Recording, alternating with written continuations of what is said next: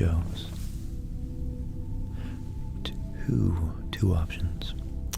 You gave me the option between Area 51, which is what we're doing today, and parallel or multiverse universes. So I really actually liked both of those ideas. But Area 51, I don't know, has a little more spectacle to it. So let's see what we can find out about it. Now, at first I actually thought, and I hope you like the keyboard sounds, when I went to search, that I didn't know that much about Area 51. And I don't particularly know much specifically about that, but I did realize that I've watched, really through Joe Rogan, having on Graham Hancock and all sorts of other fringe academics and reporters, Randall Carlson, Robert Buvall, John Anthony West. I don't know if he's talked to David Wilcock, this gentleman right here, with the fabulously timeless haircut. His haircut is, I don't think it's changed much since he was born. But you can't judge a book by its cover.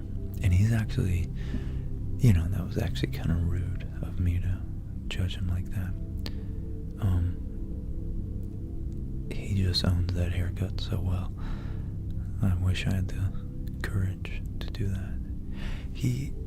I listened to this guy have a conversation with, oh wait, it was here.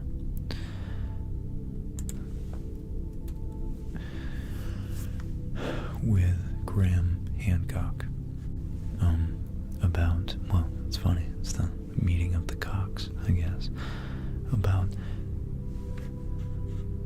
well, the origin of humanity, secret origin. And there's a whole rabbit. I'm gonna really try hard to stay on track. I'm just trying to give you a context for my understanding of this. So, Graham Hancock is a journalist and author, and he writes anything about things, fiction and how do you, the threshold of nonfiction. He tries to accumulate facts in some of his books and extrapolate from them and posit,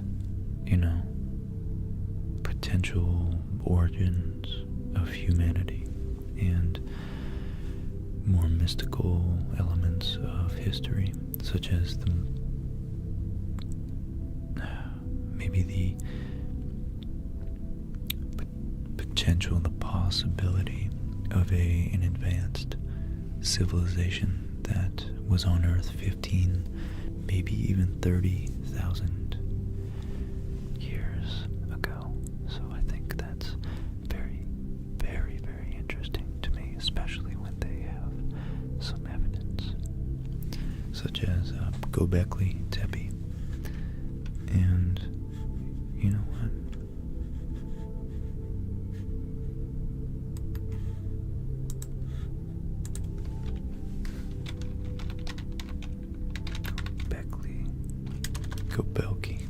Göbekli Tepe.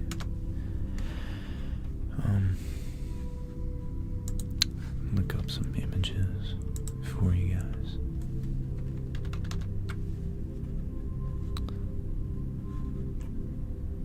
Which is one of the few sites to actually be verified by credible academic geologists and archaeologists to have been 10,000 years old. So 10,000 years ago in Turkey, which is not, of course, is modern-day Troy. It's not, probably only a couple hundred miles away from where we think Troy was, 9,000 years after this, mind you.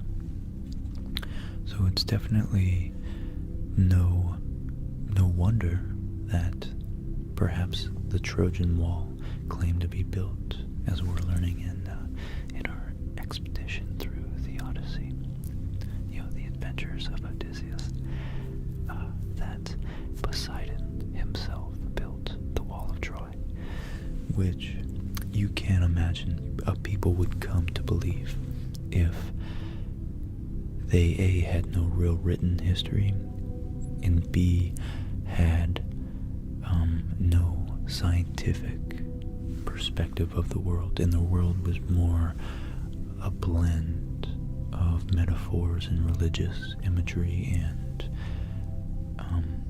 a living world, really, that was very much infused with spirituality. So it wouldn't be a stretch for them. I really want to sound like Chicho right now. Chicho was awesome, and he just makes me feel like him, like he's saying right. It wouldn't be a stretch, right, to assume that these people during 1,000 or 1,500 BC looked back 8,000 years, and of course, knowing Göbekli Tepe had all this acres and acres and acres of these huge monoliths. It wouldn't be a stretch to think that perhaps in their view humans were less likely than gods to have actually created these monuments and therefore their own walls. And like many cities, maybe Troy was built and razed, pillaged, plundered, and destroyed, and then rebuilt on top of its ashes. No doubt intimately connected with the imagery of the phoenix. So, Area 51, which I might not call this episode Area 51 because so far 10 minutes have gone by and I haven't talked about it. I just want to say that I think there's a blurry line between where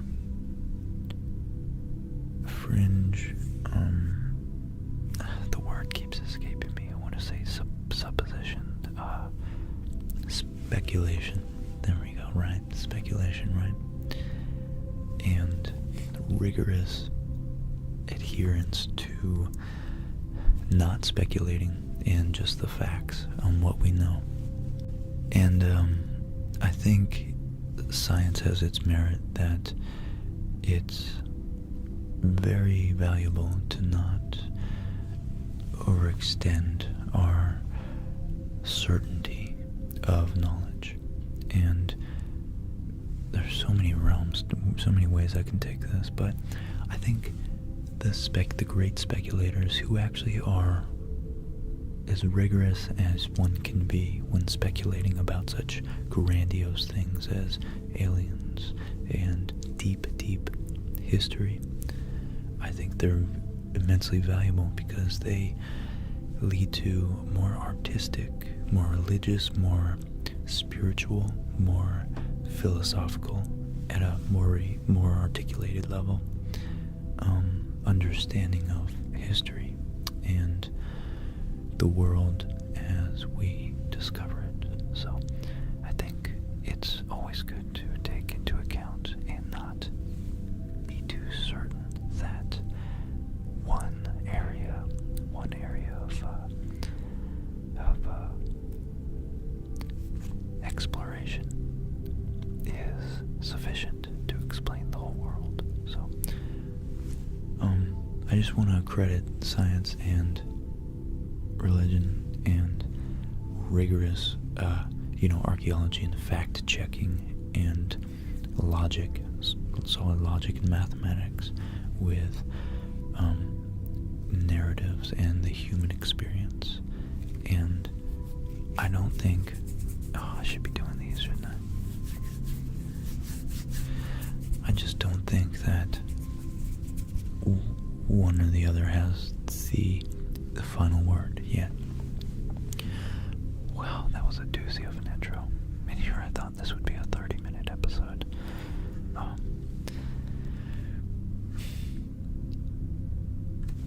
So, in the middle of the barren Nevada desert, there's a dusty, unmarked road that leads to the front gate of Area 51. It's protected by little more than a chain link fence and a boom gate and intimidating trespass signs. One would think that America's much mythicized top-secret military base would be under closer guard. But make no mistake, they are watching. Beyond the gate, cameras see every angle. On the distant hilltop, there's a white pickup truck with a tinted windshield on everything below, peering down on everything below. Locals says that the base knows every desert tortoise and jackrabbit that hops the fence. Others claim that there are embedded sensors in the approaching road.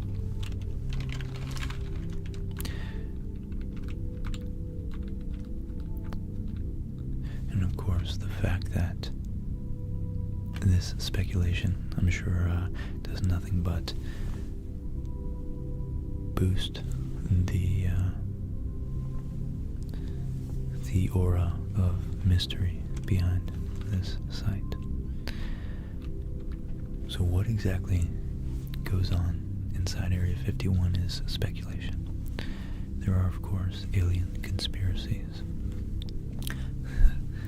that galactic visitors are tucked away somewhere inside. One of the more colorful rumors insists that the infamous 1947 Roswell crash was actually a Soviet aircraft piloted by mutated midgets, and the wreckage remains on the grounds of Area 51. That's quite a wild speculation, but I don't know, maybe I'm laughing because I'm secretly scared that it's true. Some even believe that the U.S. government filmed the 1969 moon landing in one of its hangars.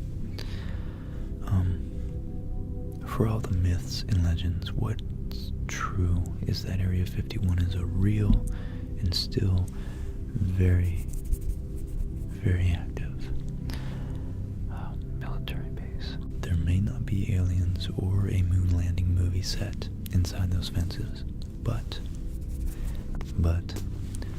something is going on, and only a select few are privy to what's happening further down that closely monitored, windswept Nevada road.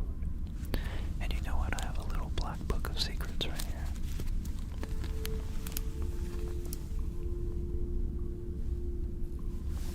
Hold on one second, there we go. It's very, very remarkably well disguised.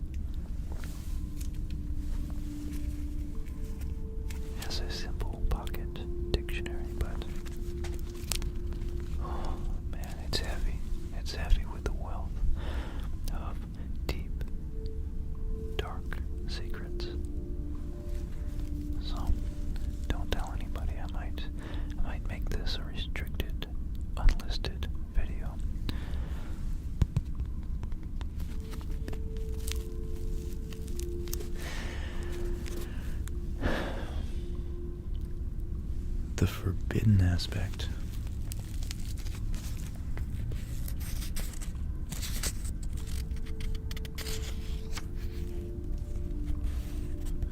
There are so many words in here. Here's an alias page, just in case someone asks me to open it up.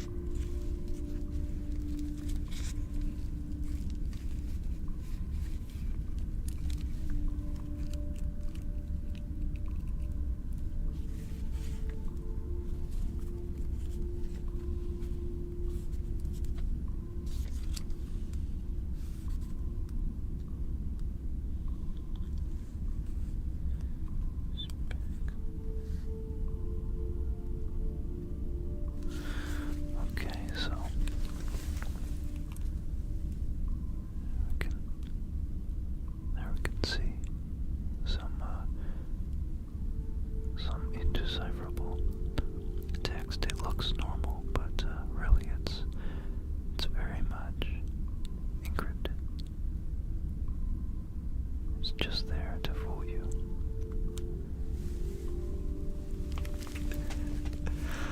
Oh boy, I'm having fun with this.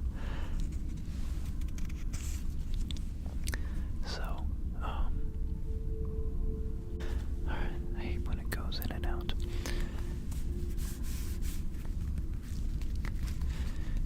So the forbidden aspect of Area 51 is what makes people want to know what's there, says aerospace historian and author Peter Merlin, who's been researching Area 51 for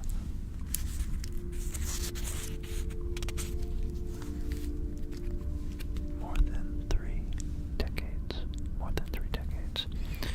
And sure, there's still a lot going on there. Okay, so I wanted to flesh out as much as I can in this one episode the both sides of a very practical,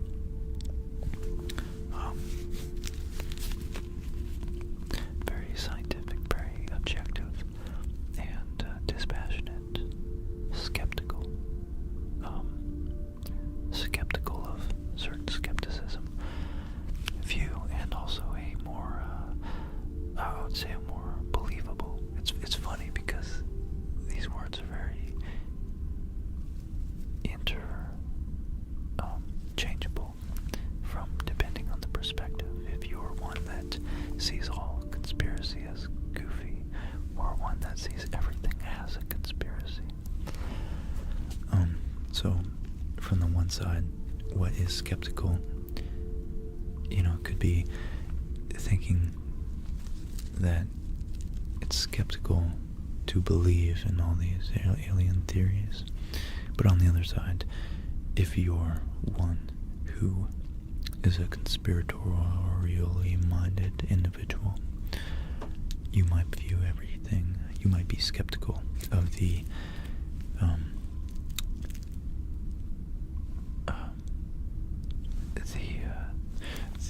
public narrative regarding the truth. The accepted narrative, I guess. But anyways, I wanted to look at some of the evidence that Area 51 aliens are real.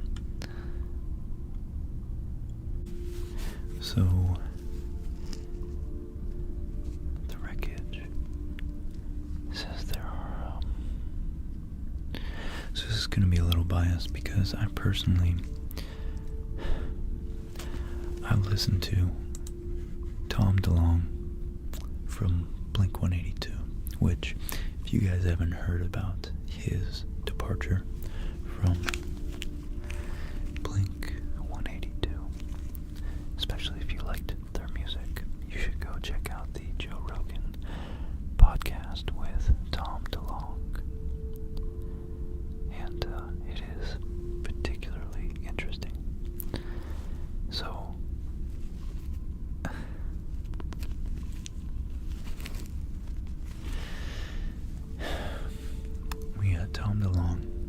claiming very matter-of-factly that aliens are here, and they've actually, in some way or some form or another, given certain people, and it would happen like that, but nonetheless it's hard to believe, certain upper echelon people in the government, specific, very special access to their technology, to bend space, just very advanced technology. So yeah, we have guys like David Wilcock, who actually, it's funny enough, oddly enough, although from an outsider like me, Tom DeLonge and David Wilcock are very much in the same boat, and they should be friends, but they actually, I guess Tom DeLonge is so famous and so popular that David Wilcock hasn't had the invitation to speak with him about this, which David Wilcock's been studying this for years and like decades, and so it's a little, I think a little bit of resentment, jealousy that Tom DeLonge comes in and steals his spotlight as far as alien investigation goes. But yeah, so we had Tom DeLonge from Blink-182 in the last year saying that aliens are here. Number one, Area 51, out of the 10 evidences that prove Area 51 aliens are real. Number one is that it's situated in the middle of the deserts of Nevada, and people from nearby towns have reported sightings of strange lights. As per eyewitnesses, the lights do not look like they're, let me zoom in a little bit, they do not look like they're coming from fighter jets or other earthly aviation units.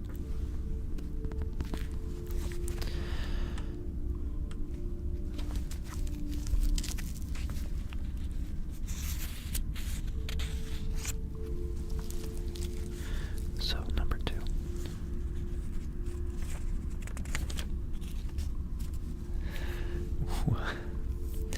This book is so tight. While there is no official confirmation, radars have detected objects that fly with supersonic speed over that area. And F-16s or other Air Force planes are not supposed to fly at that speed, is what alien enthusiasts have to say. And here we have a picture of some very giant spheres, discs, saucers, if you will, that look like they might be hard to identify when they are flying as objects in the air. Number three, this autopsy video. This is a video, really. Wow, that's very, I guess I should have warned you guys before that, but I don't know. I was watching Mad Men the other day with Molly, and the first wife of Don Draper, the main character, put on a fat suit. She's, her name's, January Jones. Very attractive, very good actress. And I actually recognized her from the X-Men, but also from Last Man on Earth, which I love that show. And she is skinny as a toothpick. And the point of that is that her fat suit, I literally had to Google it to see if, because I couldn't believe that they would make her do something so unhealthy as gain that much weight for her role, you know.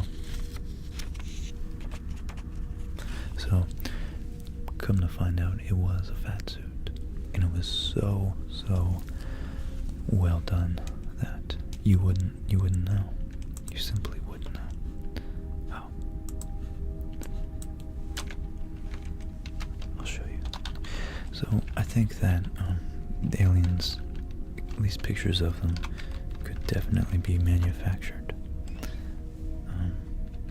Granted, I'm sure the technology is much, much better nowadays.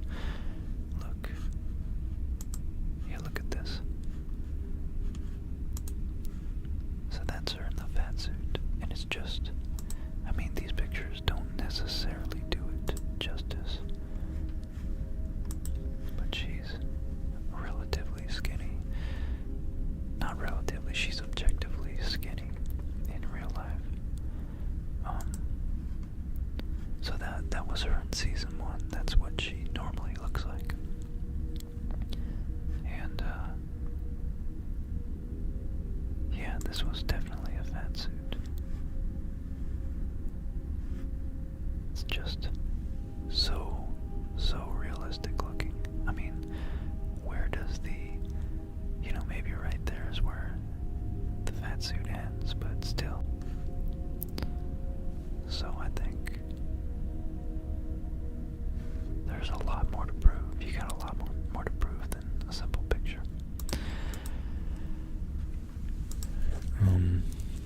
But, I'm keeping an open mind because the Drake equation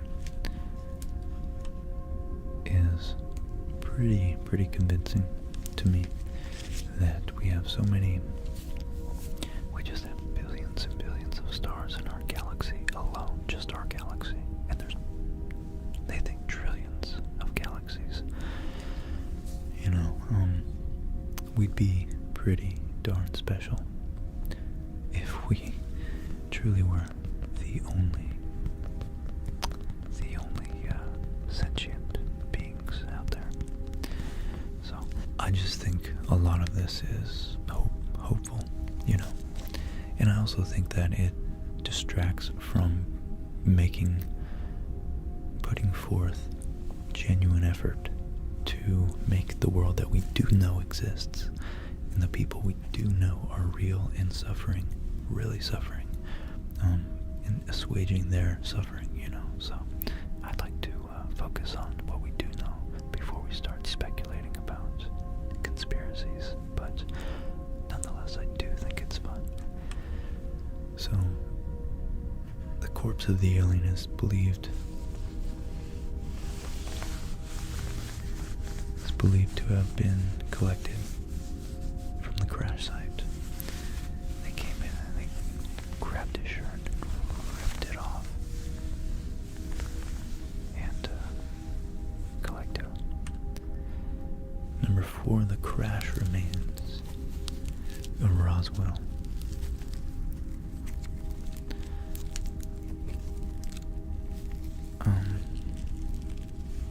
Of the Roswell incident were being secretly transported to Area 51 as the government wanted to study the technology that was used to make the aircraft.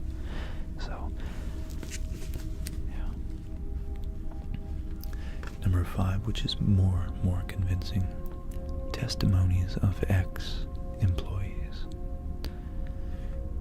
Here we go, an ex-aerospace engineer, Boyd Bushman. So he's an engineer. He's not, that tells you that he's at least scientifically minded and is professionally trained to analyze a situation in terms of physics, mathematics, mechanics. But that doesn't mean his desire to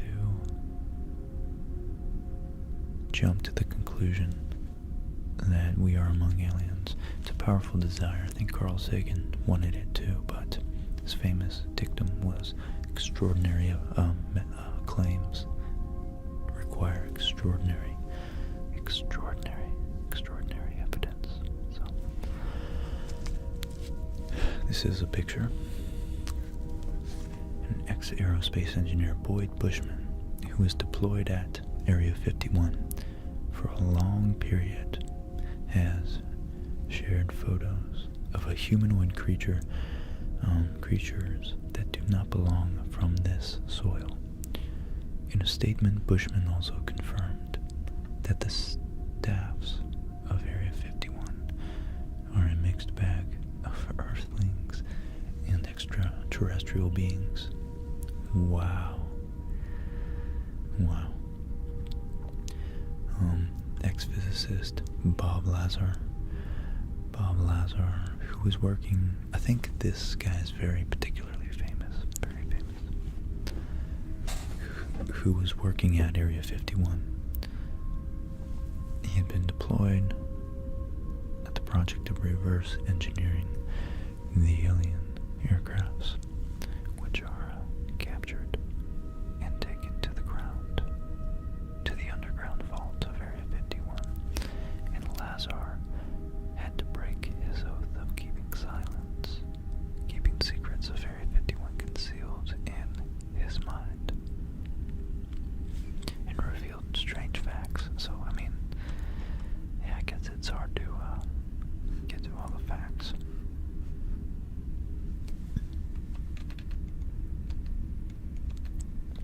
And here, if we zoom in, it says the collocated structure, a shell 15 centimeters thick, a waveguider, a positron emitter, a gravity amplifier head,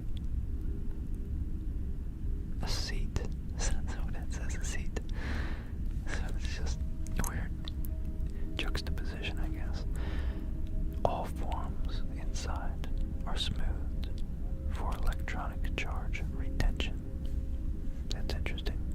Maximum angle of lens effect. Wow, okay. Rings. See, this is the type of stuff that convinces me. So, but again, I think Carl Sagan was a great example to follow when being skeptical. Gravity waveguides. Focus ring stacks, same thing. Millimeter electromagnetic waves pulsed through the shell casing, and the extent of hull structured as metallized waveguide. Interesting, very interesting. Wow. And honestly, an alien interstellar, or at least, interstellar spaceship, it does make sense that to deflect the maximum amount of debris to be most aerodynamic and particle dynamic, I guess, space dynamic, you would want the edge to be as small as possible, the leading edge, and then taper up from there, so that the particles, it can slice through a field of particles. Let's back out a little bit. So number 7, there are video footages that show an ex-engineer working from Area 51 claiming that there were 4 live aliens who used to be stationed at Area 51 and worked alongside humans in the flying tasks of strange-looking aircrafts of futuristic designs. The engineer had worked there from 66 to 79, 1979. Okay, so in July 2014, a tourist named Sandra reported the sighting of a real UFO over Area 51. She had filmed the UFO's flight while she was traveling through the desert and was recording the area in her movie camera from the bus window. She spotted something fly real fast before she could even react. Then the object was gone.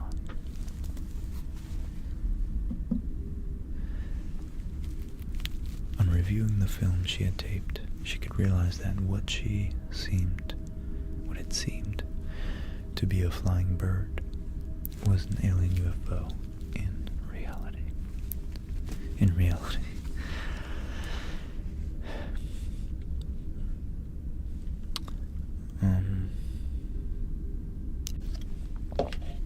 There are many conspiracy theories regarding the kind of work that is carried out. Until 2013, the government never acknowledged the very existence of something called Area 51, although it was an open secret since for decades. Yeah, I don't think a native English speaker wrote this article. So many varied theories about the purpose of Area 51 make it very easy to believe that the base actually serves the aliens, or is used for alien-related projects. And that's a pretty cool picture right there of Area 51. Now this last one conflicts, just blatantly conflicts with the other article I'm going to go back to. Trespassers are supposed to be shot with heavy weapons without any warning. Such high security gives a notion that it has to be the aliens who the government is trying to cover up. But in reality, we are far, far, far, far, far from a global community. We're global in the sense that we do interact, but we don't even trust our own government. How do you think the government trusts other governments? So of course, the security can be attributed to fear of foreign spies and foreign intelligence gathering. So I'm not convinced yet. So the beginning of Area 51 is directly related to get into the history of it. It's directly related to the development of the U-2 reconnaissance aircraft. After World War II, the Soviet Union lowered the Iron Curtain around themselves and the rest of the Eastern Bloc, creating a near-intelligence blackout to the rest of the world.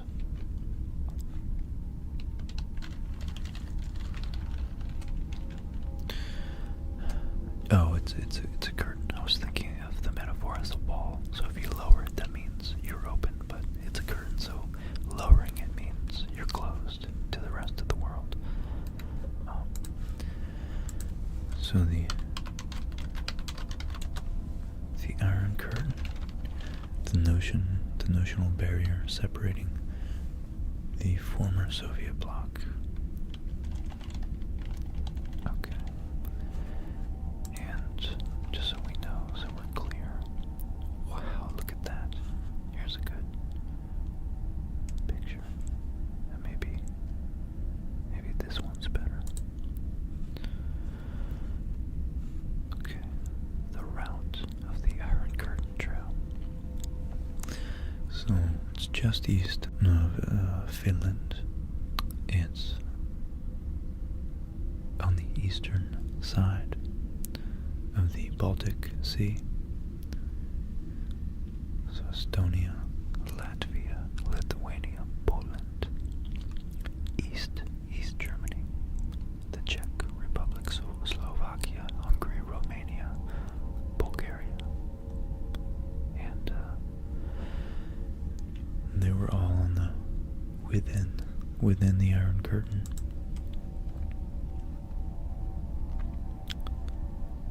Wow. Okay.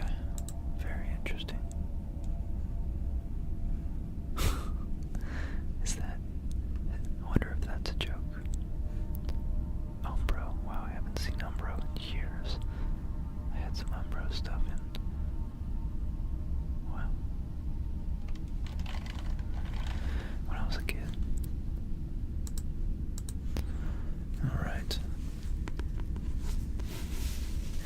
the Soviets backed North Korea's invasion of South Korea in June 1950, it became increasingly clear that the Kremlin would aggressively expand its influence.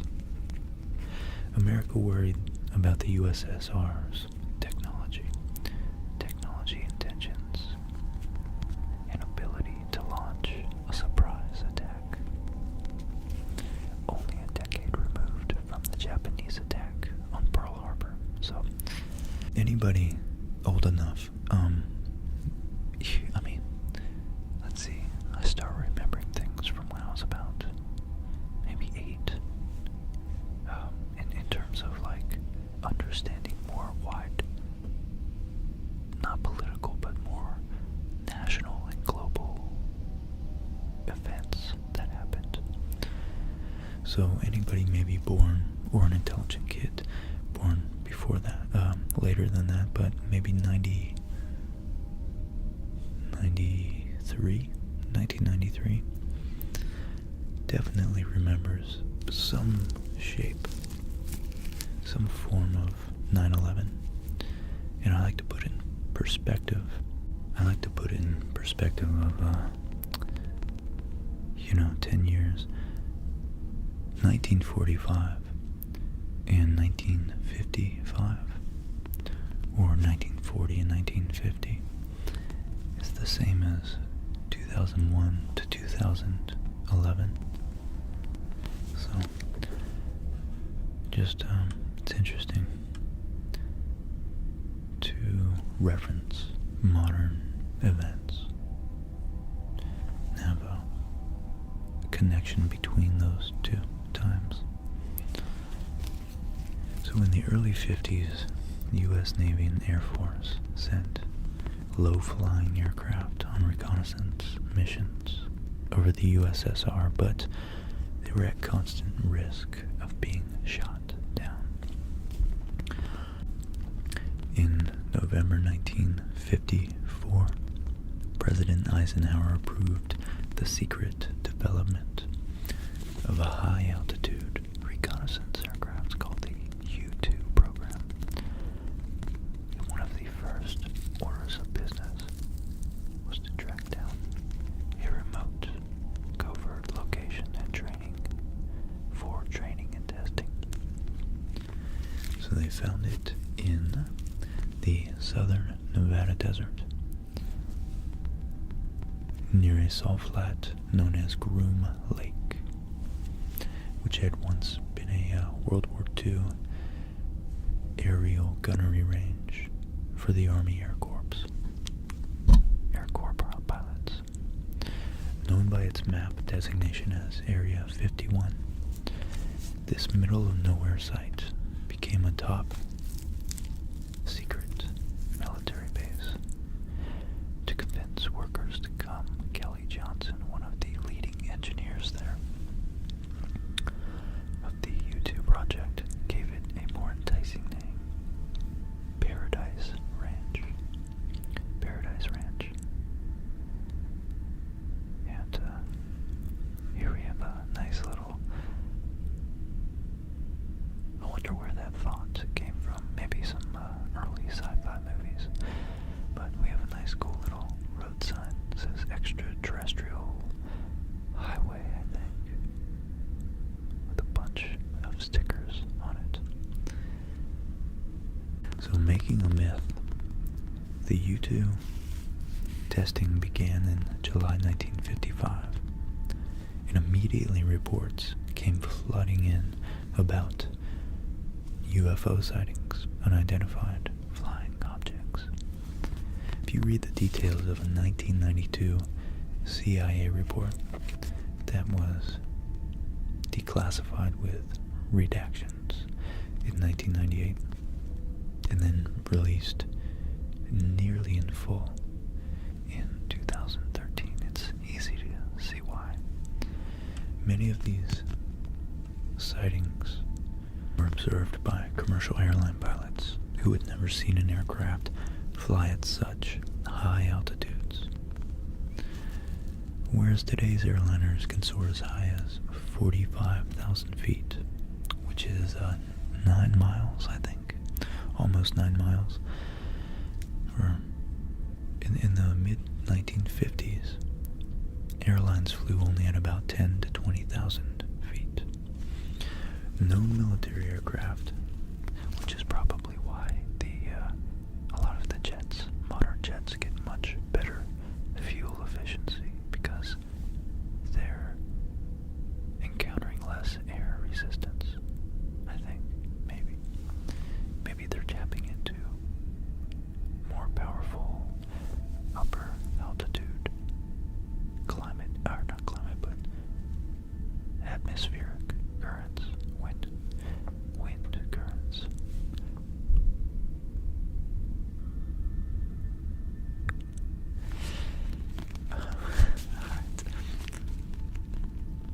So, known military aircraft could get to 40,000 feet, but 60,000 feet would have been crazy. So, naturally, it says, Air Force officials knew the majority of these sightings were U-2 tests. Oh, is that where the band name comes from? I just put that. I just connected that. I wonder.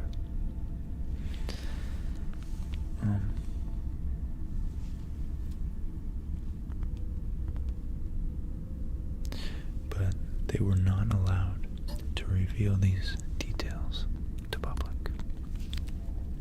So natural phenomenon or high altitude weather research became the go-to explanation.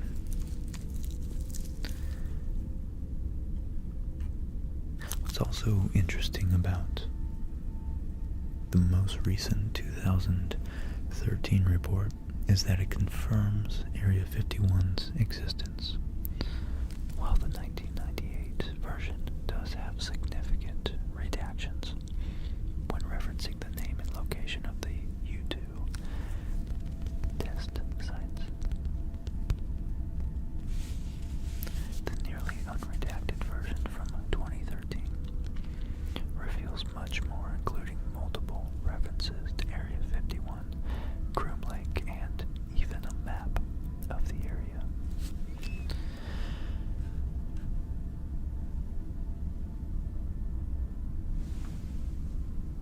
But U-2 operations halted in the late 50s and were replaced by more recent, more technologically advanced military aircrafts.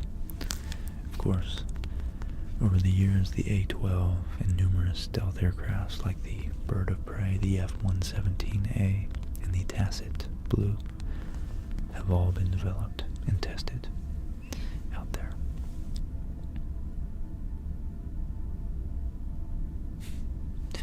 More declassified documents reveal Area 51's role in the Project Half Donut, a 1970s attempt to study covertly obtained Soviet MiGs. Wow.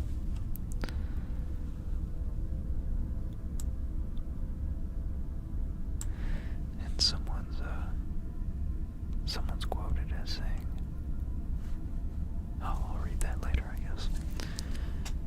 So our resident aerospace historian Peter Merlin says they flew them over Area 51 and pitted our own fighters against them to develop tactics against the MiGs.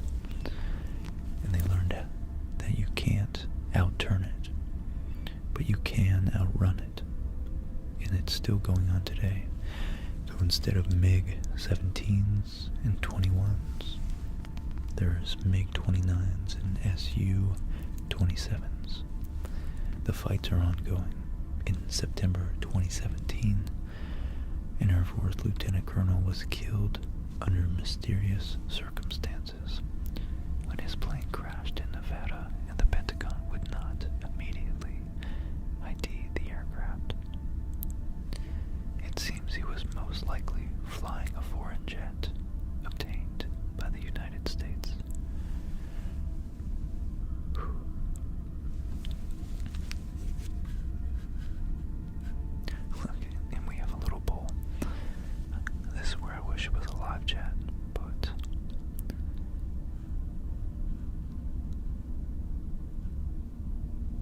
gonna say experimental plane testing.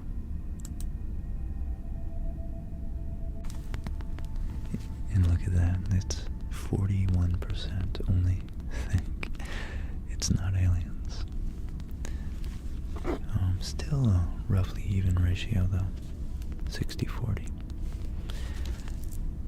So in 1989, the year I was born, alien conspiracies gained ground when Bob Lazar claimed in an interview on Las Vegas local news that he'd seen aliens and had helped to reverse engineer alien spacecraft while working at the base.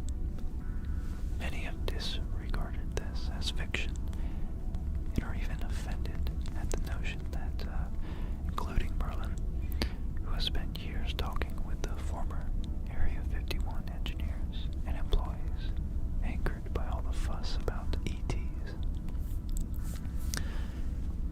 Merlin says some are even mad because they worked on these things and they built these amazing planes. This is actually Earth technology, and you got folks out here claiming it's extraterrestrial when it's really good old American know-how. That's quite the quote. That's the one I was gonna read. So here's a good. So we have the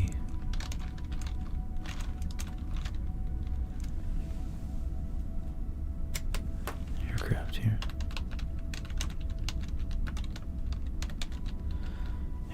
The aircraft base. Sorry, I was busy unplugging my keyboard so I could type on it. Yeah, we can see, runways, base facilities. Not really sure what this is. But mountains run off from the rains. I was working at the Yuma Proving Grounds last, I think, two years ago. And, it's pretty secretive. It's definitely pretty secretive out there. So today, it's very much in use. According to Google Earth, new construction and expansions are continually happening. On most early mornings.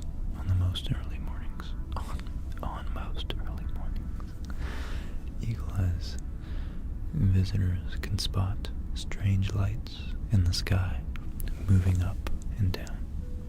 No, it's not a UFO. It's actually the semi-secret contract commuter airline using the call sign Janet that transports workers from Las Vegas's McCarran Airport to the base. As for what's happening these days in America's most secretive military base, few know for sure. Merlin has some educated guess, including improved stealth technology, advanced weapons, electronic warfare systems, and in particular, unmanned aerial vehicles. Very, very cool. Otherwise called drones.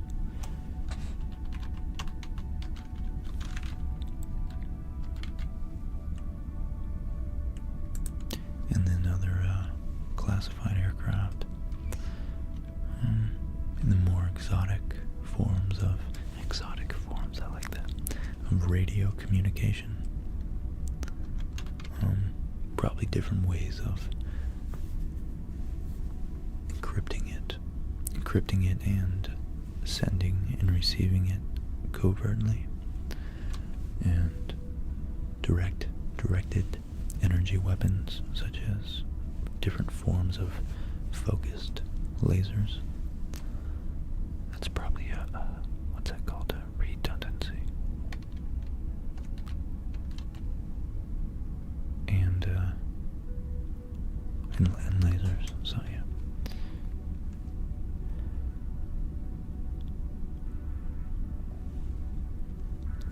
But yeah, Merlin hits it on the head. Anytime, at the most basic level, psychologically, anytime you have something secret or forbidden, it's human nature. You want to find out what it is. And what a better way to end this episode with that little quote. I like that. I would like that, wouldn't I? So, well guys, I was gonna read some of the Wikipedia article, but that article was pretty sufficient, and I have to get going to my job. Top secret. I can't be late. They locked down the facility at a certain time, and I must go. I must depart.